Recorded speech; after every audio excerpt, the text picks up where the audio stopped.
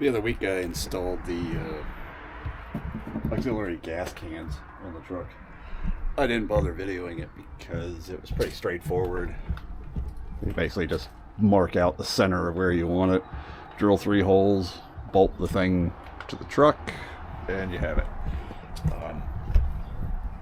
Need some urethane sealant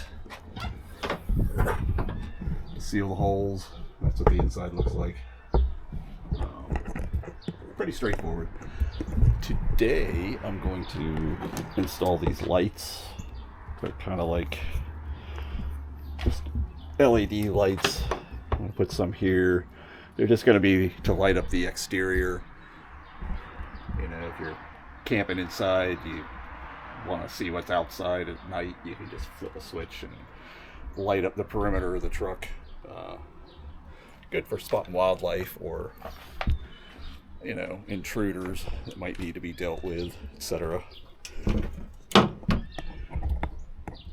So I was going to make a template, but I think it's going to be much more simple than that. I'm just going to hold the light up on the side of the vehicle, use my pencil, mark a hole, and drill some holes.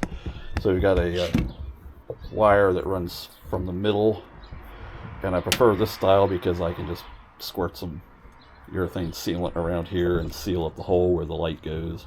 Same thing here. A lot of these have the cable coming out the top or something, so if you drill a hole to get the wire inside, you're going to have to seal up the hole, and the hole's going to be exposed. But by having it in the middle on the back of the light, it kind of solves the sealing problem. So opted to go with these, and they're flush mount, less likely to get snagged on branches and stuff, all that good stuff. I think I'm going to put 2 here.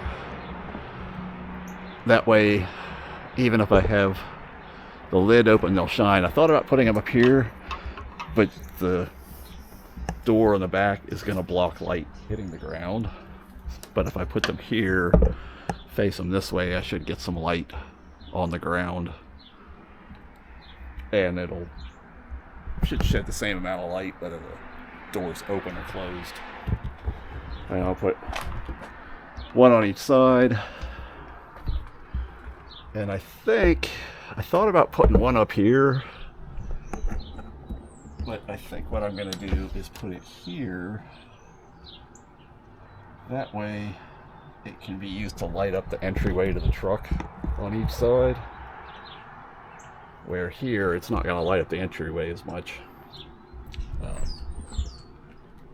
So yeah, I think here is going to be better. Alright, so I'm just going to mark off some holes.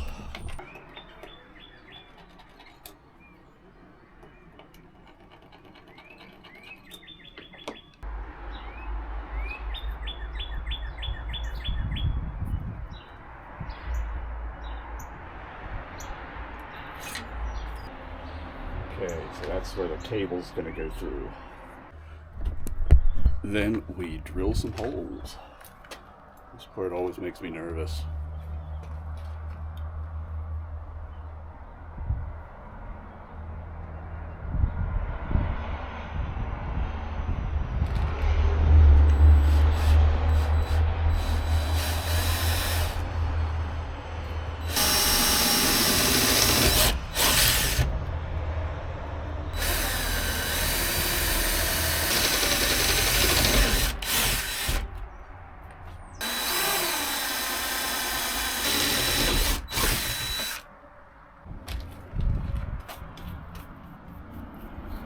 Give it a test fit.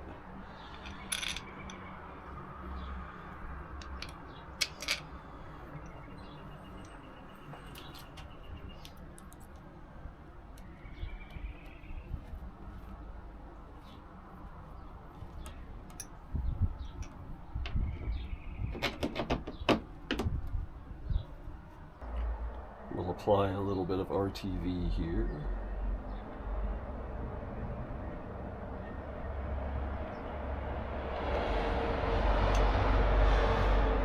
Oh, I'm sorry, I said RTV, I meant urethane. polyurethane.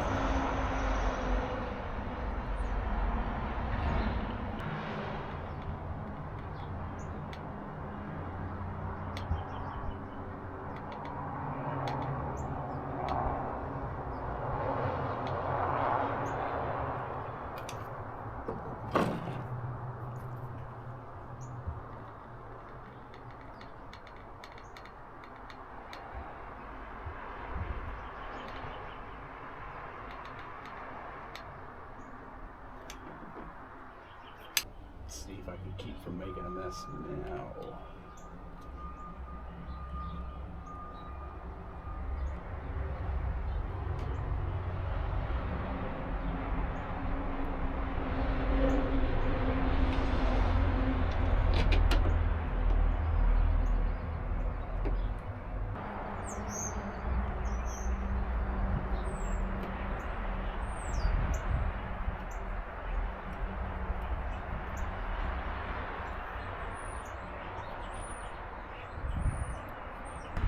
Got the lights mounted here, here, and here.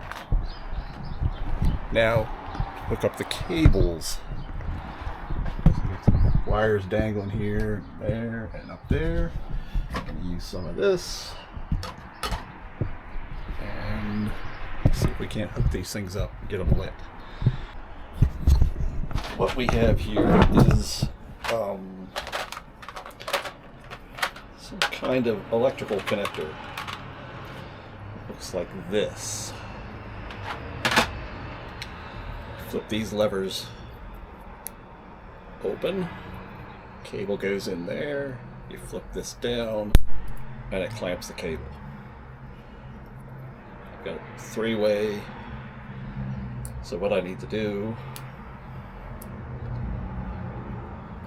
is to connect this and this and one back there in the corner, and three on the other side to some power. So in order to do that, I'm not going to use the chassis as a ground. I don't want to mix electrical systems using the same ground in the same vehicle. It might be safe to do, but I'm just not going to do it. So I'm going to isolate these. This will be the ground cable. This will be the hot cable, red, and hook it up that way. So the instructions for these say to strip 10 millimeters of wire. And we'll try that here. I have a ruler, so I'm going to measure 10 millimeters. Just going to kind of eyeball it.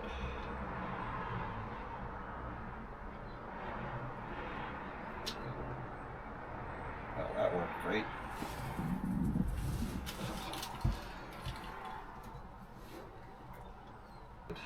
Now there's already a wire up here, so I'm just going to kind of wrap this one around it.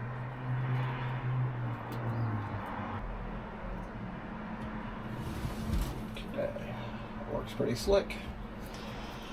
Now I'm going to use some double-sided tape to just stick these up under here kind of discreetly, but I'm going to wait until I connect the wire to the other side of these. So I'm not going to use all three ports on these because I only have two here, but this one I'm going to use all three because I need to continue the wire down to feed the last one in the row.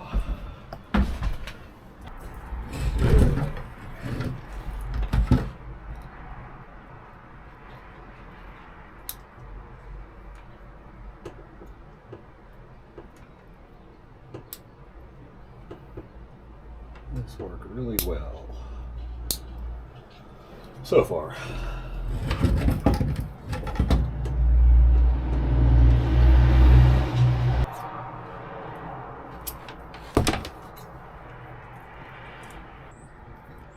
This reaches down to about here,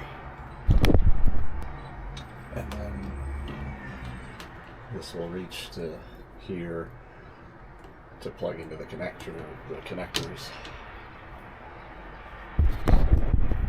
So strip these down again.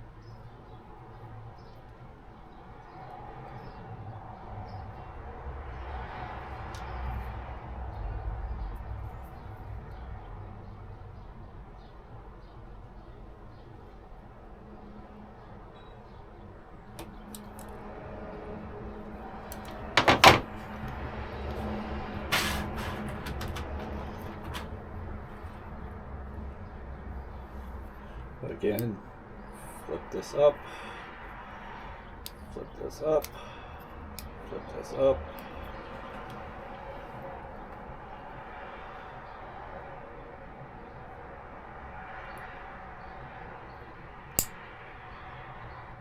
Put the red wire in there.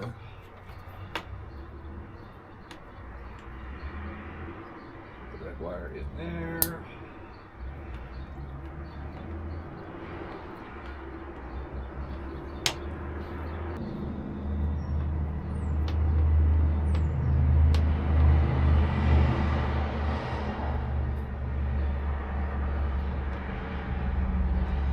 Black wire in, flip that down. The black wire on the other side, flip that down.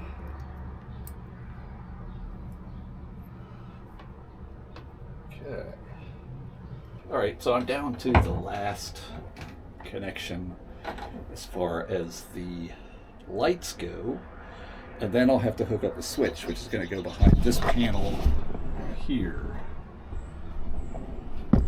But for now, I'm just going to connect it all up and test it before I button everything up.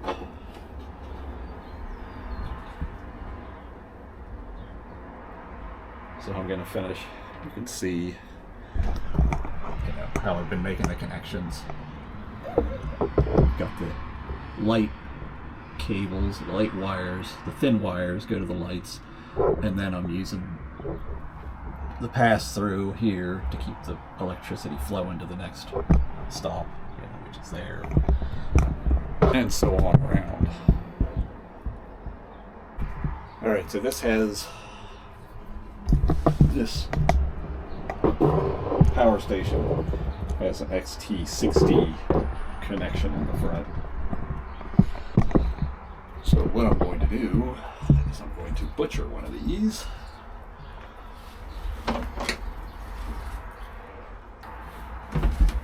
Okay, then we will plug the XT60 connector in.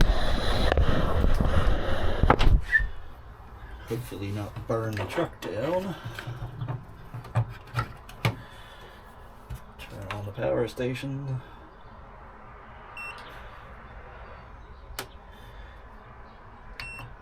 Turn on the DC output. Turn on this switch. I want to see how much we're drawing. 106 watts. It's like 9 amps.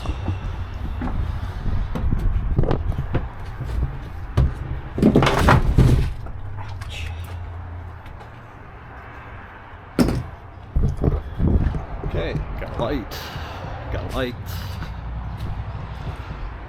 Got 2 lights.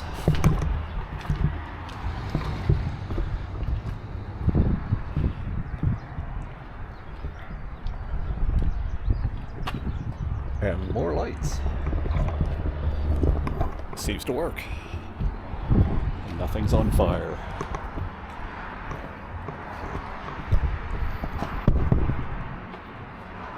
This is what the lights look like when they're all lit up.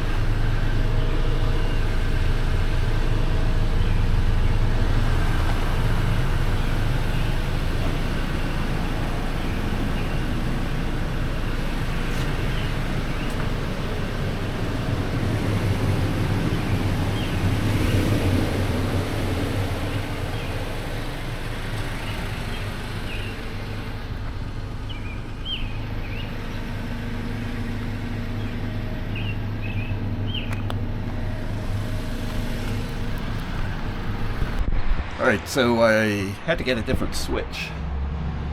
The previous switch, even though it was rated at,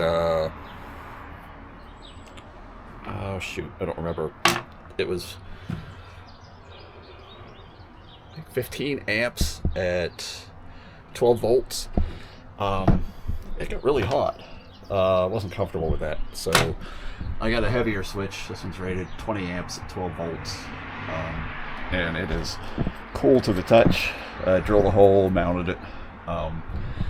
This side, I've tucked the cables up and wire tied them along an existing cable path. This side, I'm going to create a cable path using these 3M sticky cable ties. And zip ties here. This goes behind this panel. Fix some zip ties here. So we have a little square piece of plastic, holes in it. Got some alcohol.